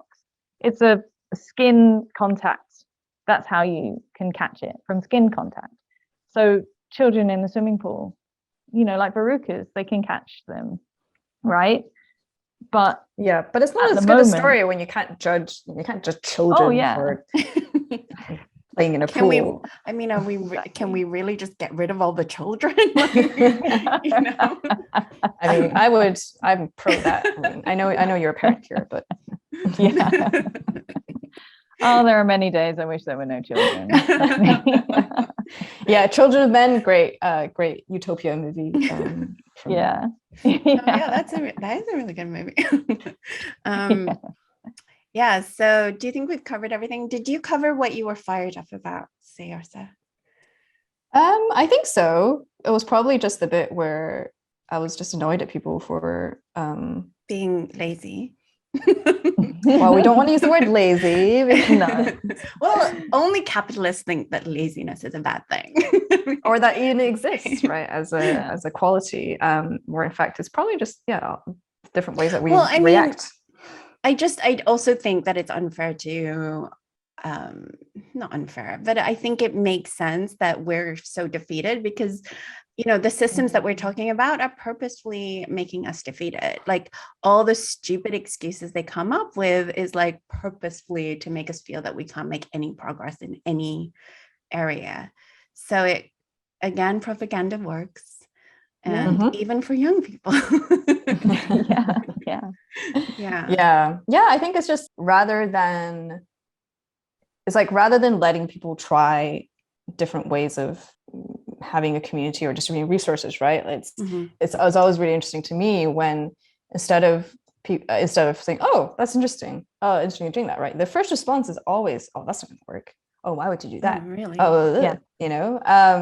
And I think I came across this thought experiment, Tragedy of the Commons, where so I think it was by some English writer in the whatever century. Sounds very English, actually. Yeah. And the whole concept is basically, it was almost a fear-mongering, cautionary tale of saying that if you have property that is not state-owned or not private property, if you just leave it to a community, if you just leave it to people, right, it's going to go into disarray, right? And that's a response that we see all the time, especially in already under-resourced neighborhoods or areas where there's, high level of dilapidation or neglect, which again is not done by the people who live there. That kind of level of neglect is always systemic, right? So you have people walking through an underserved neighborhood, and maybe there'll be like a burnt out car or like rubbish everywhere. Like, oh,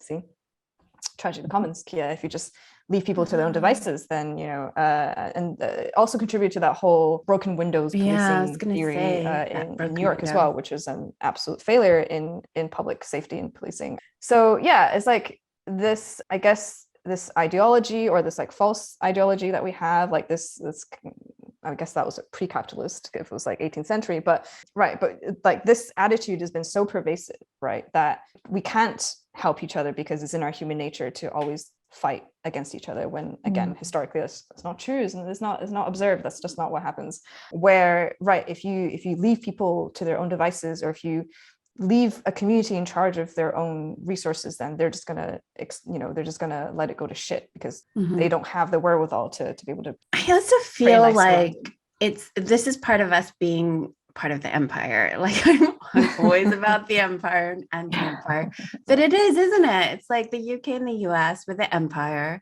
and so we can never look at any other examples like outside in history or in other countries of things that work. We have to just sort of, I mean, especially because the US and the UK have spent so much resources and violence to erase any evidence of other ways of, building society from the records, because, we don't want to get any ideas, right? I mean, not only are they erasing like you're saying, the achievements made by other countries, they're actually actively destroying any systems that actually do work but are different from ours. So like if we also actively dismantling other systems, right? If you think about countries in Africa, countries in wars, South America, just like extraction of wealth. I mean, we're just the best people. I mean, that's the whole thing, right? It's like, well, if communism doesn't work, then why do you spend so much energy in assassinating leaders, in destabilizing a country, right? If it's going to fail, then just let it fail on its own. And why do you have to have an embargo against Cuba if it's such a shit country? It's a sense of control, though, isn't it? They're terrified of losing control, losing their power of the control of all the people, and we're seeing it, keeping people in perpetual poverty and telling them that there are only finite resources. And even though today we heard we're finally going to have a windfall tax on energy bills, and it's conveniently timed the day after the Sue Gray report came out. So we finally hear something that could overthrow this current government. I mean, it probably won't, because they have their claws so deeply embedded in things, but it has the possibility of Boris maybe not keeping his seat. If enough people are furious enough to have their vote of no confidence in him, he will go. And so now they say, oh no, actually we can put a windfall tax. We can do this. We can do this now. It's all made up. All this stuff, like the increase in energy bills, is down to the government saying, oh, actually we're going to increase the energy bills. It's not because they needed to do that. It's like a choice. We see the profits that these companies are getting. So yeah, it's a choice to keep people in poverty, to keep people thinking that they don't have the choice, that we don't have the means to share. Whereas really it's just an intended mean to stay in control. If I can be in control, I can make the rules, and I will never, ever, ever be at a disadvantage. And spreading that around the world. Like we know this best way to run your country. So we're going to destroy how you do it and show you how we do it. And in the meantime, take away all your power so that we're actually in control of your country. Yeah. And just on that a little bit as well, right? I think hopefully, I mean, aside from obviously being more active in your community, I hope people are also thinking about how not robust our democracy is, whether it's the UK or the US, right? Why there are no accountability steps that the public can take when there's clearly gross misconduct? Why is the Prime Minister able to continue serving when it's, and the only recourse is people in his own party, which obviously has a vested interest in keeping him in who the voted seat. him in the first place, right? Right. Why does the power only lie with them to be able to remove him, right? We're so removed from an actual democratic process, right? Like if you think about, I mean, it was so depressing when the leaked draft of the Supreme Court decision on Yeah. that could Abortion. overturn Roe versus Roe v. Wade, Wade. right? Right. It was so depressing when that came out, when, obviously people were furious and devastated. And immediately the Democratic Party started emailing, everyone with requests for donations and blah, blah, right? You had representatives saying, we're gonna do this, we're gonna change it. When it was very They bizarre, could have because codified it so many times already. yeah, they had 50 years to codify it. It was also a bizarre thing to say, because they also knew that they don't have enough votes for one in the Senate to be able to pass it. So the fact that they're saying we're gonna route it, we're gonna do something, when they know in reality they have absolutely no means to be able to make that a reality. But we have midterms coming up, right? So it's a really great way to get some more campaign funding for that. And also ignoring the fact that Nancy Pelosi previously had said she was actually in Texas campaigning for a Democratic candidate that was anti-abortion. And she had previously said, well, we love Democrats. We need all Democrats. So whatever they believe, we're fully on board with it. So I'm hoping that people now see that we don't live in a democracy that is remotely able to actually reflect the will and the needs of the people, right? That's kind of the definition of democracy right now. Our countries reflect the needs and the wills of people with the most power and resources. And obviously that's a much bigger question, but I think to tie it back to mutual aid somehow, is that mutual aid essentially is saying, right, we don't believe in the powers of the institution. We don't believe in the principles that these systems are built on. So we're going to actually take that away, and we're going to build up our own assets, and we're going to build up our own power, I guess, not to say power over, but just power, and we're going to keep it here. And this is going to make those existing institutions less and less, or seem less and less valid and effective, right? Because institutions require us it's almost like the tooth fairy. We have to believe, right? We just have to believe. Yeah. Obviously it's enforced violently by despite the police, but all evidence of the contrary, we have to believe. But we have to believe, right? We can't just turn around one day and say, you know what, we don't abide by this anymore. I mean, that is one of the things that Dean Spade, that I gathered from that Dean Spade book, and you kind of touched upon it a little bit with the empty plate protest. Yeah, I guess we would call that a protest. Yeah, right. He was talking about how when mutual aid projects scale up, it's not about how many social media followers or just like how big it gets within the nation, but he gave an example of something scaling up to a factory strike. You know what I mean? So it's like the scaling up in mutual aid, or sort of built in, I think we've kind of been talking about it a little bit indirectly, is the organization and the mobilization against these structures. And I guess it makes sense. Like from what you're telling me, it makes sense already, because you're sort of hooked into the community in a non-patronizing way. So you're aware of what people need in that community. And therefore, when you want to protest something, although you did just tell me, you just told us that it's you're saying like you did 3 protests and the third one had the least people. Yeah. It depends on what is hot, right? Yeah, it depends on what's in the paper. We're still dependent on the actual structure. So I guess from what you're both saying, it's, mutual aid is just getting into our zeitgeist now, right? Like, I mean, mine. Okay. But like, it's existed for years and years and years, but now it's like a little bit more of like a recognizable phrase. And so if it's more clearly defined, the scaling up of mutual aid will just be inspiring, I guess, for different groups. And then maybe we'll have a different structure. I mean, I think the scaling up is not how we would typically define it, right? And I think it's so interesting. It's not more money or more recognition. Yeah. And mutual aid, yes, in its current configuration, right? But if you think about how other communities, Indigenous communities, have always operated, it's kind of that, like. Well, I mean, when I was reading about it, it did really sound like communism, socialism, like the ideals of it, the concepts of it, you know, rather than the historical, political, propagandized, whatever. But you know, the actual, the actual concept was there. The equality, the mutual. Yeah, exactly. So it's very it's very not about the definition, right? And something that's also crucial, I think, or essential to a lot of mutual aid groups as well. I mean, not everyone obviously has the same philosophy, but if we talk about charities as well, right? It's very specialized, right? You maybe need to have a master's degree to be, I don't know, policymaker in a charity, whatever, or to, you know, you need 5 years experience before you can move on, right?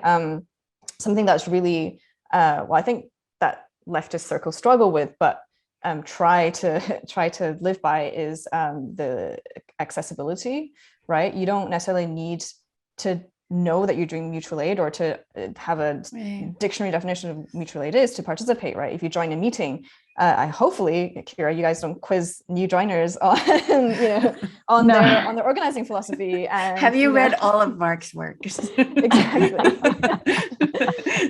So removing that barrier to entry, right? Because the thing with these things is that they're very it's also very siloed, right? It's like only a specific set of people can engage, right? Because they gatekeep the knowledge and they gatekeep the solutions and they gatekeep. Well, I went to this prestigious university to learn about how to create this policy. Therefore, you know, I'm the best placed person to do it. So removing those barriers as well also just makes change happen a lot faster. And so in terms of growth of mutual aid groups, right? The growth is not necessarily or the goal is not to become a national organization. The goal is not to become an international organization. The goals usually are to be able to be interconnected with other groups that are doing either similar or maybe complementary things, so that you can provide even more holistic services to your own community, right? It's not about taking over the world, right? You know, I think another concept that follows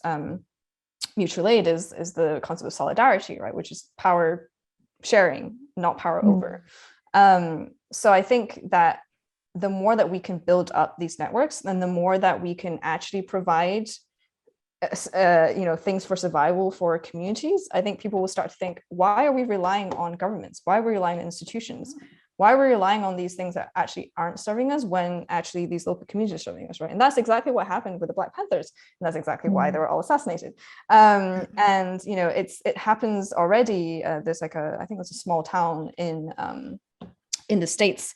I don't want to mention it now because I don't actually remember, but you know, it's a town of a few thousand people, but they practice this thing called dual municipalism or dual municipality, which means basically, you know, they have their own governing structure that exists in tandem to the existing, you know, political system, but they can gather a lot of resources and a lot of power away from that by delegitimizing that, by actually being able to provide the resources and, you know, the services that the local community needs. So that's getting into the political aspect of it, right? Not even kind of the basic needs aspect. So I think I think you have to believe first that it is possible to do this, and then you do it. And then the more that we do it, right, the more we can delegitimize the existing structures that just clearly aren't doing much for us anyway. It's more of a hopeful direction rather than, I think, a lot of people, myself included, have a lot of anger, you know? Yeah, so that's kind fair. of the thing. Yeah, so you have the anger at the structure, but you want them to pay, but then, you know, this is actually more of a what's the word? Tangible and productive way, even though not being capitalist. Have you seen or have either of you seen Everything Everywhere All at Once yet? Yes. No, do you think I should watch it? Should I watch it? Yes. Okay. Oh, yeah? I think it may be the best film I've ever seen. What? Really? So good. People have told me that it was amazing, but they have no idea what it's about. Oh my God, it's about so many things. And actually it has a about a lot of things. very abolitionist message at the end, very anti-capitalist. Yeah, so that's really interesting. Well, Especially interesting because Michelle Yeoh is not really known that way, but okay. Oh, she's incredible. But that's what was great about it. She got to act her ass off, which was great. I mean, the premise is basically she has to do her taxes. That's Oh the my film. God. I'm not sure And if it that all really makes descends me want into to watch chaos. it. I'm so glad I don't have to do my US taxes anymore. Okay, I understand. Okay, so I understand it's a disaster film. Gotcha. It's wonderful. It does touch on a lot of things, and there's a lot of, Okay. like, I don't think I've ever laughed and cried so much in one film. Wow. But Oh my I really God. recommend it. Wow. Okay. Yeah, Now I have to watch it. This is yeah, amazing you'll, especially recommendation. after our chat today, it's a lot about disruption, a lot about Oh. new Well, views of things. well, I was Um, saying that I only got to the kind of Asian immigrant family intergenerational trauma mother-daughter relationship level.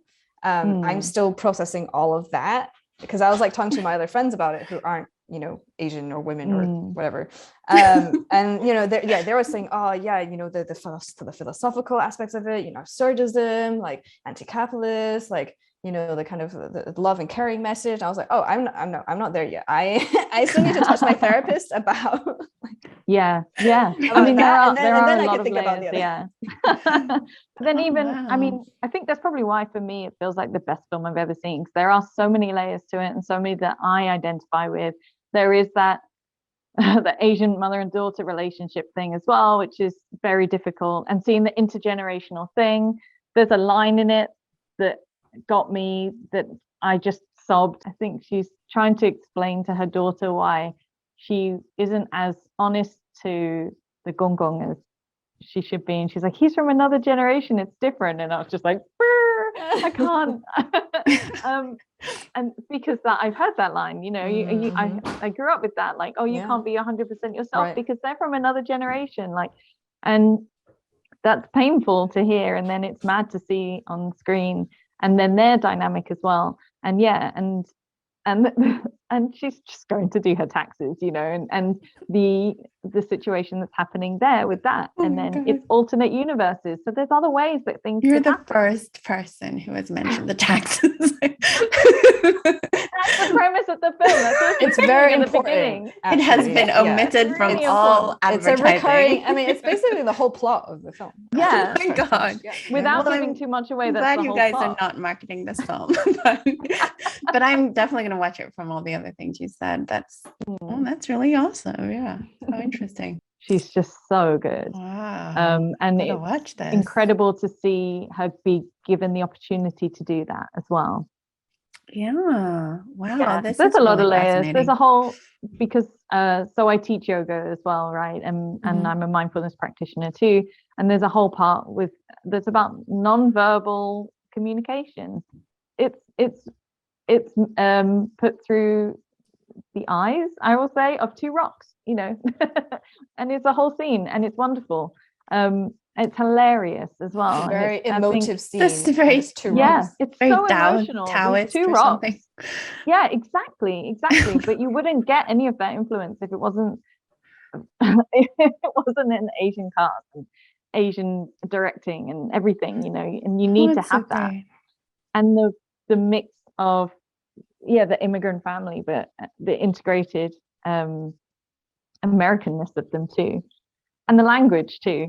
Oh my God, I love the way, like in the first scene, so her and her husband speaking talking about Chinglish. taxes. Yes, and it's like Yeah. exactly how I talk to my parents. It's like seamless. It's grammatically correct in both languages. It's just you just switch between, and I can't imagine. It's grammatically correct in both languages, right? Because you put tenses around Chinese words, right? For Malaysians, it's grammatically incorrect in both languages. that's how we. But also, each generation has their own language. So Michelle, that's a good point. So the husband and wife, they speak Mandarin, and her father speaks Cantonese, and her daughter speaks English. It's like you're talking about me. Exactly. But you'll cry, but it's English. also hilariously funny. It's graphic and gross at times. It's really it's a revolution. I can't wait for to see what happens because of this film. Oh my God. They've Free Oh therapy my, for this Asians should be is on. what should come. They Yeah, this is really, what they really, should really be. made paying your taxes look really cool. The IRS should have this on their website. Oh yeah. Oh, I don't know. They probably won't want that. It's a bit messy. I have to watch this movie, I think. Definitely, definitely. Awesome. Well, thank you so much. You're I welcome. think we've covered like we've covered death and taxes. So I feel like we've covered everything. Oh God, that is the meaning of life, isn't it? Oh, those Yeah. are the two. What is it in America? They Unavoidable say, yeah, the things. two, yeah, Mm. The universal thing- things the or something. The two yeah. things you cannot avoid. Ileana, I know at the beginning you said that you also maybe felt like you weren't sure, or that you were angry, and that obviously I made you read a book about mutual aid Mutual aid. in the same week that we were talking about it. Mhm. Yeah, I'm very curious to hear how you feel after this conversation. And do you feel more energized? Do you feel like you have more I ideas? feel more energized. I don't know because I don't feel completely tapped into my community. Mhm. So that's the thing that and I haven't really been doing that so much, just sort of like ventured out of hibernation a few months ago. So I don't know about that. And you know what? The other thing too is that I'm actually not used to having a community because I'm so used to moving around. The most, time that I've lived in one place is 9 years. And that was like the first 9 years of my life. So that's the other thing. So I don't, but I do, but then yet on the other side of it, I guess the thing is on the other side of it, that anger thing of like why things are not fair, against our politicians and they're just such liars and all these things. There's nobody to vote for. That was the thing that I was complaining to. I can't remember how to say your name. Soairse. I was complaining to her about it like a few months ago. Like, I can't vote for anyone because blah, blah, blah. Yeah, I do agree with you that this is more hopeful in that there are people who can't give a shit about their community. And, and community meet doesn't their have to needs. be physical. Yeah, it doesn't have to be your location necessarily, but I guess I've had experiences where I volunteered for different things. And then like I volunteered for Swing Left. And then I was like, this is not even left at all. Like, do you know what I mean? I was like, it's just, yeah, that organization is just vote blue no matter who. It's not left at all. Yeah. So I was like, okay, I have to quit that. And then, I volunteered for a charity that has good intentions. It's the Coalition to Abolish Slavery. So I did that for 2 years and I I answered the hotline. So that was actually really instructive to me. And also it's good for people who I think I have a somewhat soothing voice.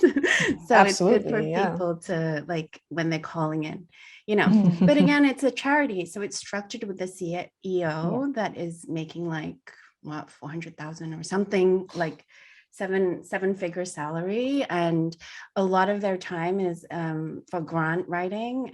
They have a whole, someone, maybe 2 people dedicated to that as their whole jobs in that corporation. And then the people that are the caseworkers who are like, I had so much admiration from them. The hotline was actually in that office with them. So I learned a lot from them. They were paid like nothing. Yeah.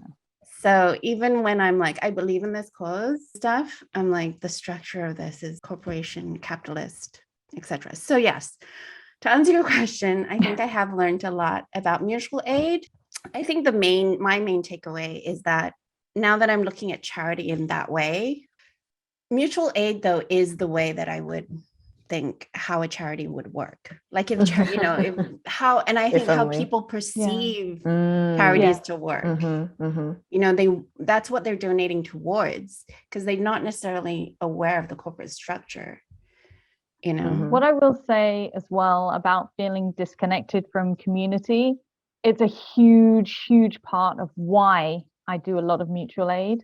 So I was really disconnected from the queer community, really disconnected. You become a parent, you just end up in that world, and there isn't a queer parent community that is that available. So I I became part of the LGBTQIA yoga and wellbeing group. I went to the first one, and the second one I was one of the practitioners on it. And that's there. And there's 3 of us that run that now. And so now through that, I feel more confident to be part of my community again. And then I joined another thing. I helped some students. This is a university town, or city now, I should say. We're a city now. And we have a university here. And so I helped some university students on their drama project last year. And it was I can't even remember. It was like some sort of queer drama thing. And through that, I got friendly and chatty with the chair of Southend Pride. And so I joined that committee. And the only reason I know about All Rise Collective is because I was teaching yoga, doing the type of yoga which I love, which is teaching yoga to people who don't usually feel like it's for them. So this was the class for people with small babies, purely because they tend to be on maternity or paternity leave.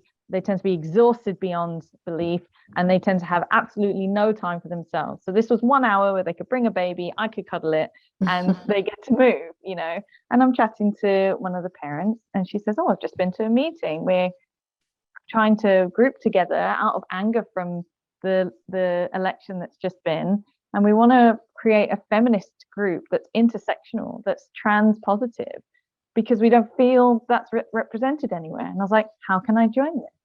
And so then I became involved in that. And through my mutual aid, I have become more connected with the community. And people know me from teaching yoga, because I taught so many marginalized groups, and I taught school children as well. So I'm a face that people recognize, but I wasn't really connected to anyone or knew anyone particularly well, because I was back here teaching and instructing. But now they're seeing that face and going, "Oh yeah, I remember you." And so that level of trust is there. But for me now, I'm also engaging back properly and giving back and doing things. And honestly, pre-pandemic, I remember sitting in our yoga group and just being so frustrated. And my biggest complaint was, I feel like I'm trapped indoors. Pre-pandemic, I'm trapped indoors. All I do is work, or I'm home. Like, I don't feel like I have any social life outside of everything that I have to do. And I don't even know what I want to do. And then the pandemic happened, the lockdowns happened, and I was home. And I was like, great, this is great. I've been doing this for ages. But it helped me prioritize. What do I want to do? Oh, I enjoy doing this and I enjoy doing that. How can I make that a bigger part of my life? How can I engage more with the community? So now this new project of trying to do an EC Heritage Month event here in Southend, I'm doing it so that I can connect with the EC community that's here, because it's vast and I feel on my own. I feel completely on my own here. And actually now everyone that I have spoken to, there's the few people that I've reached out to, they feel like they're on their own. But we're all looking around, seeing each other, too scared to talk to each other. So use the idea of mutual aid to connect yourself to the community, rather than thinking, oh, I need to be part of a community to create mutual aid. You can turn it around.